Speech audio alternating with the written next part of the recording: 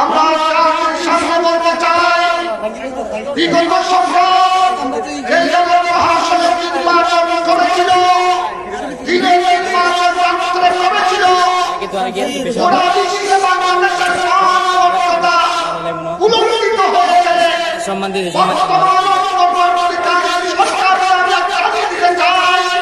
এই জন্য মহাসড়ক নির্বাচন বাংলার জমিনে হতে পারে না। সাথে সাথে আমরা বলতে চাই কিছু দুচক্র মহল মাঠে ময়দানে তাদের কোনো সমর্থন নাই, তারা ইসলামের দোহাই দিয়ে নির্বাচন জাতীয় নির্বাচনকে বানচাল করতে চায়, তাদেরকে প্রতিহত করতে হবে।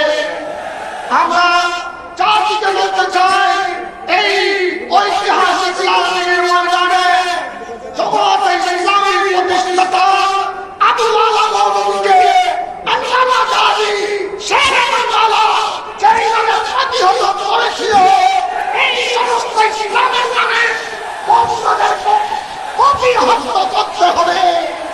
আর আল্লাহর জমিন দেখে শাহে আবদুল্লাহর মাথার পাশের সামনে নিয়ে মাওসুল আজম মাইশালী জমিন দেখে কুতুল আউলিয়া সিলসিলা শাহী কুঠি বদরুদের জন্য এই জমিন দেখে আমরা বাংলার জনগণকে টাকা দিতে চাই।